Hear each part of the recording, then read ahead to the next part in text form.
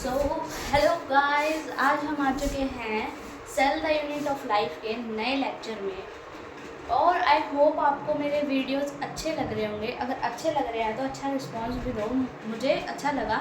अभी कुछ recent days में मुझे अच्छे खासे जो है मतलब कमेंट्स भी देखने को मिले हैं तो कि भाई अच्छी वीडियोस है, नाइस, सुपर। आप लोग थोड़ा बहुत मुझे एडवाइस भी करो कि मैं वीडियोस को और अपना ज़्यादा एनहेंस कैसे करूं। और जिसको भी ये चैप्टर ऐसा लग रहा है थोड़ा डिफ़िकल्ट है, तो डिफ़िकल्ट कुछ भी नहीं होता यार। देखो, अगर तुम्हें इस चैप्टर में एस करना है ना तो तुम प्रैक्टिस करो। जितनी प्रैक्टिस करोगे ना उतना अच्छा हो जाएगा चैप्टर।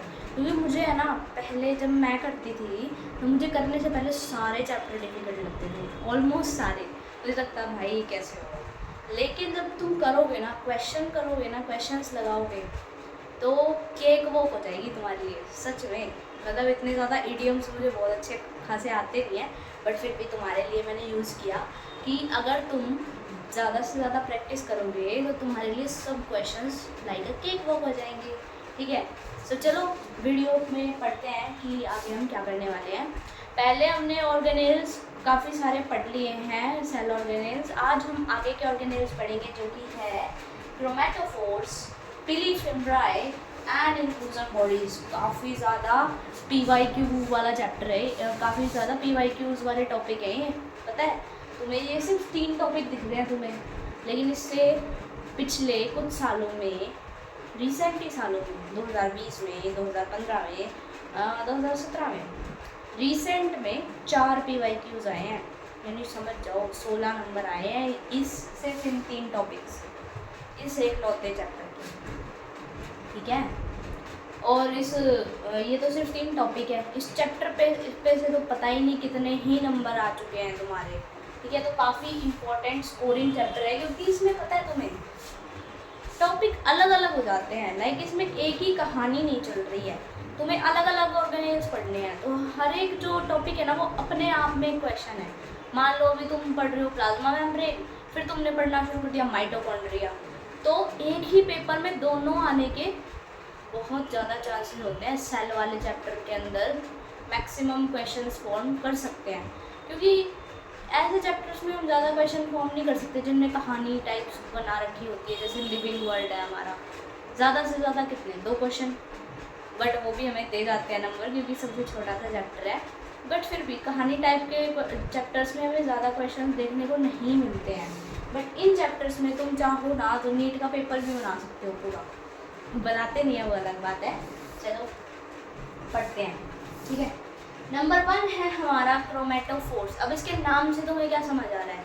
क्रोमा, क्रोमा का मतलब होता है कलर, और फोर्स यानी कि जो मतलब स्फेरिकल स्ट्रक्चर होता है, बेसिकली उन्हें क्रोमेटोफोर्स बोलते हैं। ठीक है, यानी कि पिगमेंट जो प्रोवाइड करते हैं ऐसे स्फेरिकल स्ट्रक्चर्स। ये कहाँ पाए जाते हैं?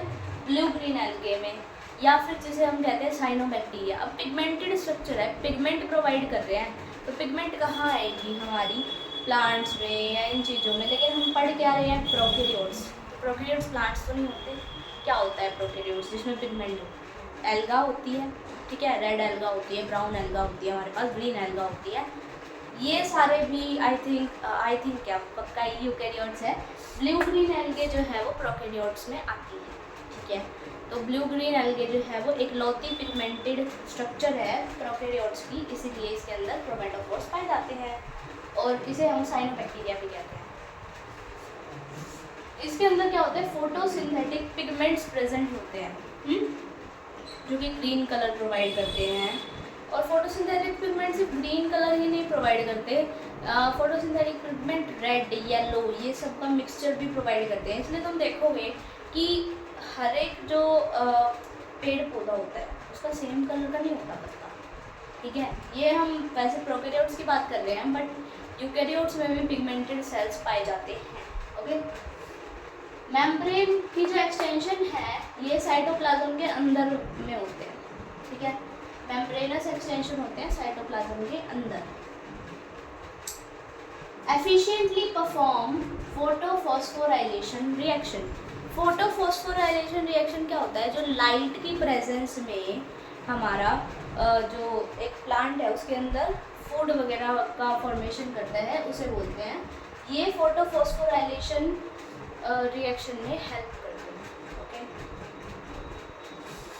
अब आते हैं surface extension of plasma membrane. और अब अगर तुम्हें थोड़ी क्यूरोसिटी हो रही है फोटोफॉस्फोराइलेशन के बारे में ज़्यादा जानना है तो बने रहो मेरे साथ इन वीडियोज़ में। हम एक चैप्टर पढ़ने वाले हैं, दैट इज़ जो आएंगे ना हमारे रेस्पिरेशन इन प्लांट्स, और एक वो फोटोसिंथेसिस इन प्लांट्स, उनमें आएगा, ये फोटोसिंथेसिस वाले में आएगा मोस्ट प्रोबेबली, उसमें हम ये पढ़ेंगे। ठीक है, अब आते हैं surface extension of plasma membrane. Extension क्या होता है, जो यानी कि एक्सटेंशन यानी कि जो एसेसरी स्ट्रक्चर होते हैं जो काफ़ी ज़्यादा इंपॉर्टेंट नहीं होते। लाइक हम एक्सटेंशन करवाते हैं, जो लड़कियां होती है वो नेल एक्सटेंशन करवाती है, हेयर एक्सटेंशन करवाती है। ठीक है, तो यानी कि ऐसा थोड़ी है अगर हमारे नेल्स नहीं होंगे तो हम जी नहीं पाएंगे। जी सकते हैं बट गंदे लगेंगे, वो अलग बात है। हेयर नहीं होंगे तो क्या हम जी नहीं पाएंगे? जी पाएंगे बट गंदे लगेंगे, वो अलग बात है। यानी कि ये हमारे कोई इम्पोर्टेंस नहीं है भाई, हमारी लाइफ के लिए काफ़ी ज़्यादा इम्पोर्टेंट है, उन्हें एक्सटेंशंस बोलते हैं। ओके, सरफेस एक्सटेंशन होते हैं, ये सरफेस के ऊपर प्रेजेंट होते हैं। और एक्सटेंशन यानी कि बाहर निकला हुआ भी कह सकते हैं, यानी कि ये थोड़े से जैसे हेयर्स होते हैं, हेयर लाइक या नेल लाइक, ये यानी कि बॉडी सरफेस से बाहर की तरफ निकले होते हैं, extension. Okay, spread out of cell, cell से बाहर की तरफ स्प्रेड आउट करते हैं, यानी कि फैले हुए भी होते हैं। ज़रूरी नहीं है भाई ऐसे एक ही डायरेक्शन में ही फैले हुए भी हो सकते हैं। इसमें आता है पिली और फिम्ब्राई, जो कि सिर्फ प्रोकैरियोट्स में प्रेजेंट होते हैं। यूकैरियोट्स में क्या होता है? फ्लैजेला। ओके, इनमें क्या होता है? पिली और फिम्ब्राई। प्रोकैरियोट्स में भी फ्लैजेला होता है बट प्रोकैरियोट्स में ये भी होता है, ये यूकैरियोट्स में नहीं होता। तो पिली क्या है और फिम्ब्राई क्या है? पिली जो है वो इलोंगेटेड स्ट्रक्चर है, ट्यूब्यूलर स्ट्रक्चर है और डीएनए ट्रांसफर में हेल्प करती है। देखो, जो हमारे प्रोकैरियोट्स होते हैं ना, उनमें मियोसिस नहीं हो पाती, ट्रू सेक्सुअल रिप्रोडक्शन जिसे हम कहते हैं। यानी कि एक सेक्सुअल रिप्रोडक्शन के लिए हमें क्या चाहिए कि गैमीट बने, गैमीट से फिर गैमीट का फ्यूजन हो और फिर जाइगोट बने, ये सब हो नहीं पाता। तो होता क्या है एग्जैक्टली? दो बैक्टीरियल सेल होते हैं। ठीक है, जो मेल्स होते हैं उनमें पिलस होती है, सेक्स पिलस। यहाँ पे ऐसे ये जो पिलस है, ये अपना डीएनए जो है वो इसमें थोड़ा सा ट्रांसफर कर देता है। ठीक है, फिर इसके अंदर जो डीएनए है वो कॉपीज बनाना शुरू करता है और अल्टीमेटली जो सेल है वो दो में डिवाइड हो जाता है। यानी कि ट्रू सेक्सुअल रिप्रोडक्शन तो इसे हम नहीं कह सकते, क्योंकि ना इसमें कुछ गैमीट बना, ना कुछ फ्यूजन हुआ, इसमें तो बस जस्ट एक सेल ने दूसरे सेल को अपना डीएनए ट्रांसफर कर दिया और कॉपीज हो गई इसकी। इसे हम ट्रू सेक्सुअल रिप्रोडक्शन तो नहीं बोलते हैं, लेकिन इसमें रिप्रोडक्शन तो हुआ है। तो ये किसके थ्रू होता है? ये है कंजुगेशन। इस प्रोसेस को हम बोलते हैं कंजुगेशन। कंजुगेशन सेक्स पाइलस के थ्रू होती है। ठीक है, अब आता है फिम्ब्राई। फिम्ब्राई में क्या है? फिम्ब्राई स्मॉलर होते हैं। अगर हम कंपैरेटिवली देखें तो पिलाई से स्मॉलर होते हैं फिम्ब्राई, यानी कि इनमें ऐसे छोटे छोटे स्ट्रक्चर होते हैं। और ये ब्रिसल लाइक होते हैं, जैसे हमारे ब्रश नहीं होता, हम जो दांत पे घसते हैं वो वाला ब्रश, टॉयलेट ब्रश नहीं, दांत पे घसने वाला ब्रश, वो वाले ब्रश के जैसे इसके जो है स्ट्रक्चर होते हैं। ये अटैचमेंट में हेल्प करता है होस्ट से या सबस्ट्रेटम से। अब सबस्ट्रेटम क्या हो सकता है? तुमने कभी वो देखा है कोई जो पानी में पत्थर वगैरह पड़े होते हैं वो थोड़े ग्रीन ग्रीन कलर के हो जाते हैं, वो तो भाई ब्रायोफाइट्स की वजह से होते हैं। बट उसी तरह जो है ये सबस्ट्रेटम से अटैच करने में हेल्प करता है पिलाई और फिम्ब्राई। ठीक है, इसका मोटिलिटी में कोई रोल नहीं है बैक्टीरिया की। बैक्टीरिया कोई मूवमेंट नहीं करवा रहे हैं दोनों ही, ये डीएनए ट्रांसफर कर रहा है और ये क्या कर रहा है? ये कर रहा है सबस्ट्रेटम से अटैच। ठीक है, और ये है नीड का पीवाई शॉर्ट। ये कब का पीवाई है? 2020 का पीवाई है कि ये था कि हमें इनकरेक्ट स्टेटमेंट चूज़ करना था और उन्होंने 2-3 हमें स्टेटमेंट्स दे दिए और एक स्टेटमेंट ये दिया कि pili and fimbriae have roles in motility. तो सिर्फ एक नो का चेंज कर दिया उन्होंने, कोई रोल नहीं होता इनका मोटिलिटी में। अब हम करते क्या है बेसिकली, हम इन्हें फ्लैजिला से कंफ्यूज कर जाते हैं। क्योंकि एक्सटेंशन है वो भी, और हम सोचते हैं फ्लैजिला मूवमेंट में हेल्प कर रहा है, पिलाई और फेमोराई भी बाहर निकले हुए हैं, हेयर लाइन है तो मूवमेंट में हेल्प कर रहे हैं। ठीक है, हम इन्हें कंफ्यूज कर जाते हैं, जो कि नहीं करना है। ठीक है, ये दोनों का कोई भी रूल नहीं है बैक्टीरिया की मोटिलिटी में। ओके, अब आते हैं हम इंक्लूजन बॉडीज पे। भाई काफ़ी इंपॉर्टेंट टॉपिक, अकेला टॉपिक है जिसमें 3 PYQ कैरी करे हुए हैं, 3 से ज़्यादा भी हो सकते हैं, बट हर एक टॉपिक से मैंने PYQ निकाल दिया है। इसके हर एक लाइन पे PYQ आया है भाई इसके। देखो ये क्या करते हैं, रिजर्व मटेरियल को, फूड को as a reserve material store करते हैं। यानी कि मान लो कोई फूड है, वो सेल ने अभी यूज़ नहीं किया, बच गया है, तो वो ऐसे इस टाइप का स्फेरिकल स्ट्रक्चर बना लेते हैं जिसमें वो फूड को स्टोर कर देते हैं। ठीक है, ये साइटोप्लाज्म के अंदर लाई करते हैं, और ये कोई किसी भी मेम्ब्रेन से बाउंड नहीं होते हैं, यानी कि कोई मेम्ब्रेन बाउंड स्ट्रक्चर नहीं है। उस पर अभी ध्यान मत दो, उसको मैं बाद में बताऊंगी मैंने वो क्यों लिखा है। ठीक है, ब्लैक वाला जो लिखा है ना, involve in injection of food, वो मैं बताती हूँ क्यों लिखा है मैंने। अब इनमें कौन कौन आते हैं इंक्लूजन बॉडीज में, ग्लाइकोजन ग्रैन्यूल्स जो ग्लाइकोजन से बने हैं, वॉल्यूटिन ग्रैन्यूल्स जो फॉस्फेट से बने हैं, साइनोफेशियन ग्रैन्यूल जो प्रोटीन से बने हैं, और गैस वैक्यूल जो कि एयर फिल्ड होता है, और बायोयंसी यानी कि पानी पे फ्लोट करने की जो टेंडेंसी है वो प्रोवाइड करता है।